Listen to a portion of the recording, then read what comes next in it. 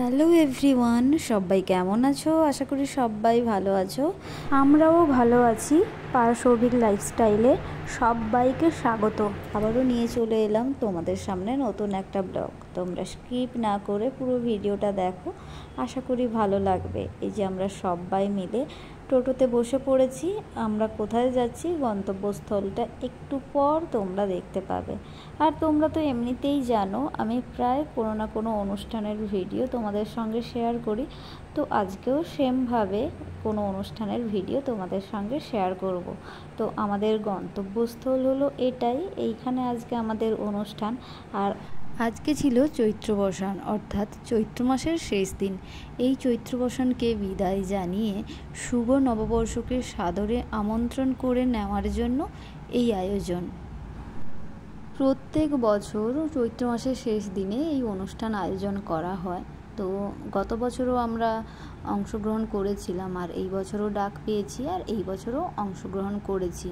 এখানে একটা জিনিস এত ভালো লাগে, এখানে কার কখন স্টেজ কিছু আগে থেকে বলে দেওয়া হয় না, শুধু বলে দেওয়া হয় এই টাইমের মধ্যে আপনারা চলে আসবেন। তারপর লটারি হবে, লটারিতে যার যেরকমভাবে নাম্বার উঠবে সেই রকম অনুযায়ী কিন্তু অনুষ্ঠান হবে। তো দেখো মঞ্চে সেই লটারি চলছে। ইত্যাদি এদিকে এক সাইডে বসে পড়েছি, আজকে সবার সঙ্গে বসার জায়গা পাইনি। তো আমরা এইদিকে একটু ভিডিও করতে গিয়ে সবার সঙ্গে আজকে বসতে পাইনি, আমরা দুজন আলাদা হয়ে গেছি। আর এইদিকে দেখো আমাদের আলাপিনীর সব সদস্যরা এখানে বসেছে, যে অবিস্মিতা দি, যে আন্টি, সবাই এখানে সবাই আছে, শুধু আমার দুজন আলাদা হয়ে গেছি, আমি আর রিনিতা দি। আর এই যে এইখানে তুহিদি, আর এইদিকে আছে মাধবী আন্টি। আর মাধবী আন্টি আবার হাত পাখা নিয়ে বসেছে। তো বুঝতেই তো পারছো চৈত্র মাসের শেষ মানে গরম তো থাকবে।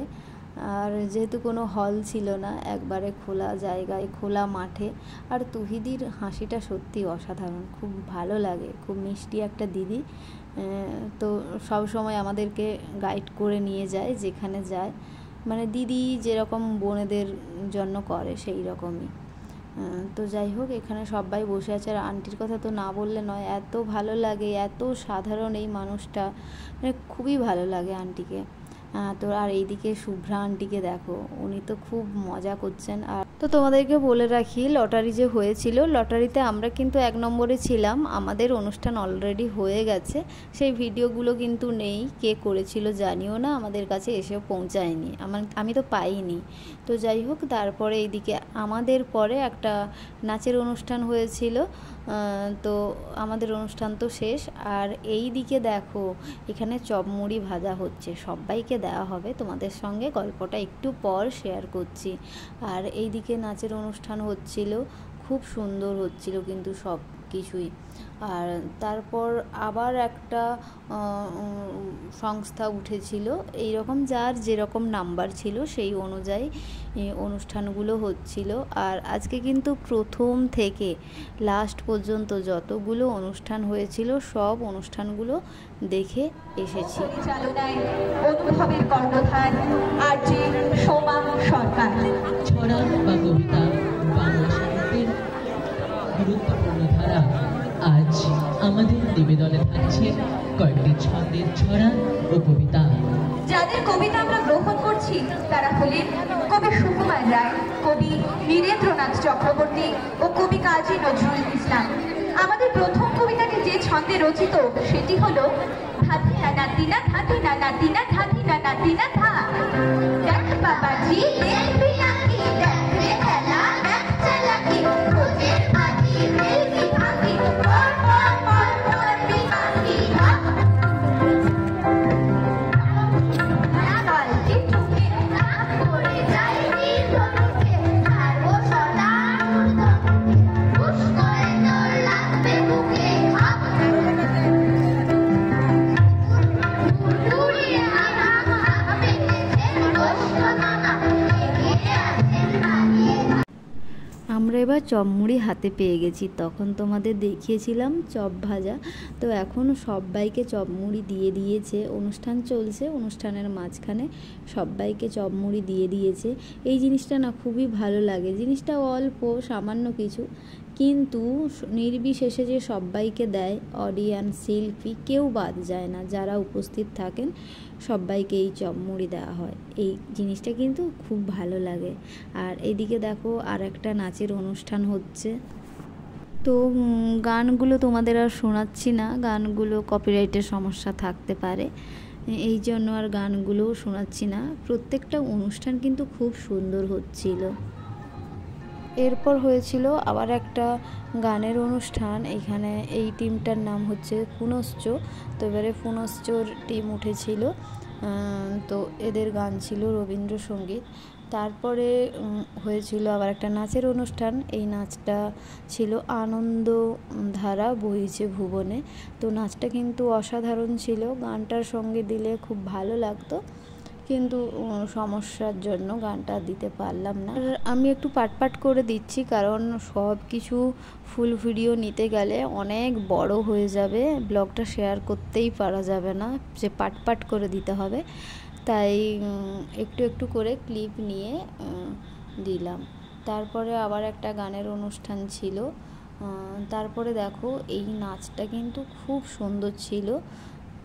আমরা বিদায় জানাতে চলেছি চৈত্র বসানকে, আর নতুন রূপে নবরূপে আমন্ত্রণ করতে চলেছি, বরণ করতে চলেছি শুভ নববর্ষকে। আমরা যেহেতু মনে প্রাণে বাঙালি, আমাদের কাছে বাংলার নববর্ষটা একটু অন্যরকমভাবে বরণ করা হয়। আর এই বাংলার নববর্ষকে বরণ করে নেওয়ার জন্য থাকে অনেক রকম নিয়মকানুন। যেরকম আমি ছোটোবেলা থেকে দেখে এসেছি, যেদিন নববর্ষের সূচনা হবে সেদিন ভোরবেলাতে সমস্ত আবর্জনা একদিকে গুছিয়ে রেখে সেটাতে আগুন দেওয়া হয়। তো অনেক জায়গায় অনেক রকম নিয়মকানুন আছে, আর এই নিয়মকানুনটা আমি আমার ছোট্টবেলা থেকে দেখে এসেছি। আর এই নিয়মটা পালন করার জন্য সেই কত সকাল থেকে উঠে বসে থাকতাম, কখন ওই আবর্জনাগুলোতে আগুন লাগাবো। আর এইগুলোর মধ্যে ছিল আলাদা একটা আনন্দ। অনুষ্ঠান শেষ হয়ে গেছে, সমস্ত নাচের অনুষ্ঠান, গানের অনুষ্ঠান শেষ হয়ে গেছে। এবারে যারা অনুষ্ঠানগুলো সঞ্চালনা করেছেন তাদেরকে স্মারক তুলে দেওয়া হবে সবাইকে। এই যে আমার আন্টিকে দেখো, সবার মাঝখানে অন্যরকম লাগছে না? স্বাগত জানাচ্ছি আমরা নতুন বছর, নতুন করে তোমায় বরণ করে সুখের মাঝে উঠে যাবে সবার জীবন ভরে। ঝড় ঝড়না হানাহানি ধ্বংস কতই হলো, নতুন দিনে সৃষ্টি সুখে জীবনকে ভরে তোলো। নতুন দিনে নতুন ভাবে দাও সবার শিক্ষা, ভালোবাসার মন্ত্রে যেন সবাই পায় দীক্ষা।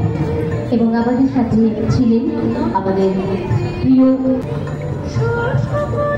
এক অনন্য বার্তা এবং এই স্মারক অভিবাদন সঞ্জিতা খাতুন এবং শিল্পী প্রতুল মুখোপাধ্যায় স্মরণে। যেই দুই প্রিয় শিল্পীকে আমরা হারিয়েছি, কিন্তু তাদের সৃষ্টি হয়ে গেছে আমাদের হৃদয়ে। এবার আমরা সংবর্ধনা জ্ঞাপন করব তাও ছন্দমে কর্মধার মাননীয় শ্রী।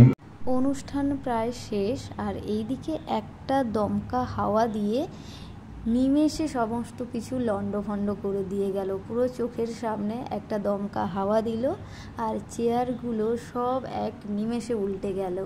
চৈত্র বসান মনে হয় বুঝিয়ে দিয়ে গেল বৈশাখের সূচনা। বৈশাখ মাস মানে তো কালবৈশাখী হবে, তাই না? আর এইদিকে দেখো মেঘ পুরো কালো হয়ে গেছে, আর এইদিকে চলছে প্রদীপ জ্বালানো, 32টা প্রদীপ জ্বালানো হবে। আর এইদিকে দেখো এই অবস্থা, সমস্ত কিছু লণ্ডভণ্ড হয়ে গেছে, সেইটাও তোমাদের সঙ্গে শেয়ার করে নিলাম একটু। আর আকাশের অবস্থাও ভালো নয়, বাড়িও ফিরতে হবে। আমরা ভেতরে ঢুকে পড়েছিলাম, তো সেই ফাঁকে বললাম যে একটু ভিডিও করে নিই। এবারে যেহেতু বৃষ্টিটাও পড়েছিল একটু যে কমতে, আমরা সবাই বেরিয়ে পড়েছি বাড়ি যাওয়ার জন্য। আমাদের আর যারা ছিল তারা সবাই চলে গেছে বাড়ি, আমরা এই 4-5 জন মতন ছিলাম লাস্ট পর্যন্ত। তো আমরাও বাড়ি যাচ্ছি। তো চলো আজকের মতন টাটা।